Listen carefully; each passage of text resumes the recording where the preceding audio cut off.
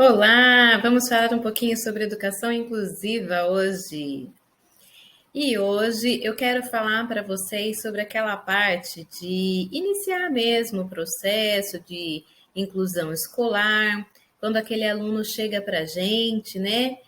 Você que é professor de educação especial, você que é professor de AEE, você que é professor de sala regular e que gosta e se preocupa em oferecer uma educação inclusiva de qualidade, né? E você que é psicopedagogo também, com certeza, vai se beneficiar dessas mensagens que eu vou te passar agora, desse vídeo. Então, o que fazer, né? Como começar esse processo? Primeiro passo é a gente observar, né, essa criança. Então a gente precisa verificar se como que é o comportamento dela, quais as características dela, como que essa criança está hoje, né? Se ela já passou, se ela passa por algum processo de avaliação multidisciplinar, ou outro tipo de avaliação, como é que está esse processo? Feito isso, a gente vai para o segundo passo, que é conversar com o professor de sala regular. Isso considerando que você seja um professor de IAE ou então um psicopedagogo, tá? Converse então com um professor que atende a criança ou adolescente para verificar qual que é a percepção daquele estudante, né, qual que é a percepção dele sobre aquele estudante, né? Aproveita para observar a escola, ver se já tem alguma necessidade de adaptação de ambiente, né? É o momento aí da gente ver as adequações de grande porte, tá? Ou até mesmo as de pequeno porte também. O terceiro passo é estabelecer um contato com a família do estudante. É importante chamar, então, essa família para fazer a anamnese, né? Pode ser a mãe, o pai, enfim, o responsável pela criança, mas tem que ser uma pessoa que saiba te dar informações, muitas informações sobre aquela criança, tá? Se você for profissional do AE, você vai fazer essa anamnese, né? Ou se você for um psicopedagogo, você vai fazer essa anamnese, onde você praticamente faz uma entrevista inicial com esse responsável pela criança. Também se coloca à disposição para ouvir, não esquece de ouvir, que ouvir é bem importante, tá? É um momento em que a família pode te colocar muitas angústias também, tá?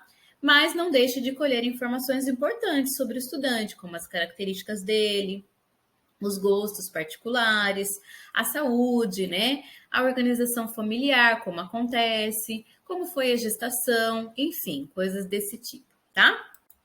Feito isso, vamos para o quarto passo, que seria atender a criança. Finalmente chegou o momento de atender a criança, né? Isso pensando, considerando um professor de educação especial, um professor de AEE ou um psicopedagogo, né? No caso do professor de sala regular, ele já vai estar com a criança desde o início, mas vale também essa informação, tá bom?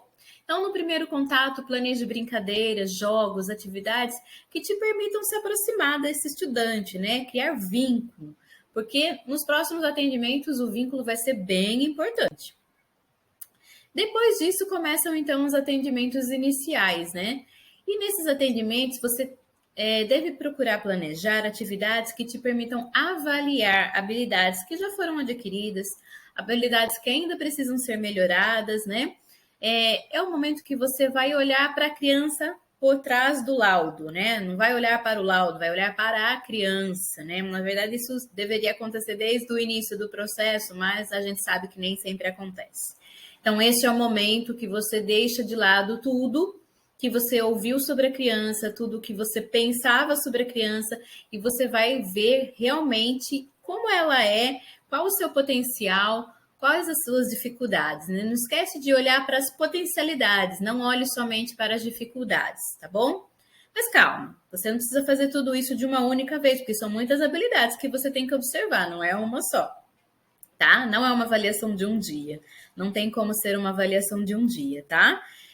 Não existe essa possibilidade, você fazer todo esse processo avaliativo em um único atendimento, tá bom? Então você vai precisar de vários, então vai com calma, estabeleça qual habilidade você vai observar em cada atendimento e planeje atividades para este fim, tá bom?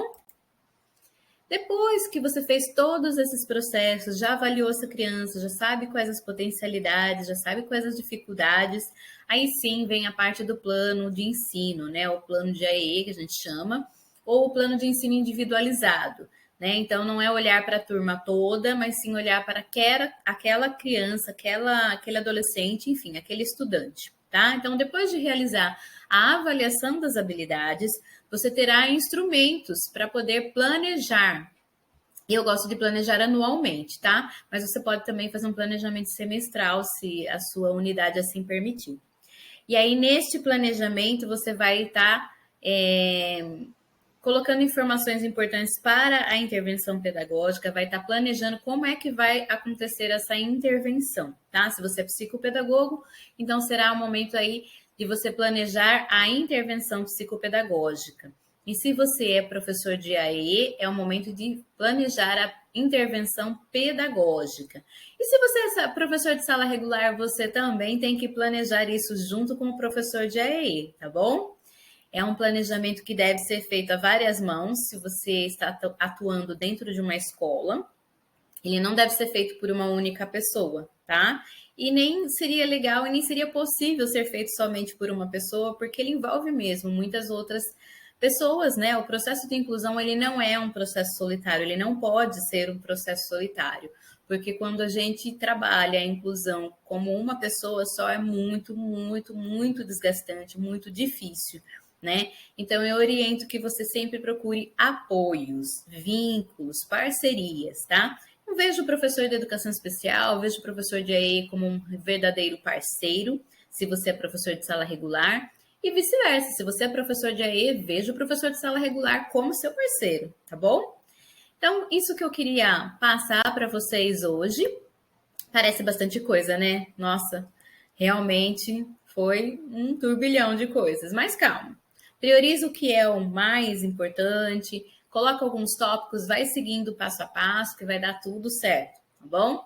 Tem materiais que o próprio MEC disponibiliza, ajudam muito no início do ano letivo, ajudam muito quem está no início ou de carreira ou está começando agora a se deparar com alunos com necessidades educacionais especiais. Então, ajuda muito sim o material que já é produzido pelo MEC, já está lá disponível gratuitamente, tá bom? Agora, se você quiser saber um pouquinho mais, quiser entender um pouquinho melhor sobre deficiência auditiva, deficiência visual, o TEA, né? Enfim, se você quiser saber um pouquinho mais sobre essa área da educação inclusiva, você pode vir no link da bio do meu Instagram, que lá tem um link do meu curso de educação inclusiva, tá bom? Também deixo o link em vários lugares, ou você pode entrar em contato comigo pelo WhatsApp, que eu também te passo as informações por lá, tá bom? Então seria isso, pessoal. Eu espero que hoje eu tenha conseguido ajudar um pouquinho. Este post eu resolvi fazer com base nas dúvidas de muitas pessoas que têm me procurado, né? E acho que seria interessante aí contribuir com vocês, tá bom? Espero que tenha ajudado e que vocês consigam aí iniciar um ano abençoado com uma trajetória realmente inclusiva. Vamos fazer a inclusão sair do papel e acontecer. É isso que eu quero, é isso que eu desejo para as nossas escolas. E bora lá, vamos ser um professor transformador, um professor inclusivo, tá bom? Beijão, gente. Obrigada. Tchau, tchau.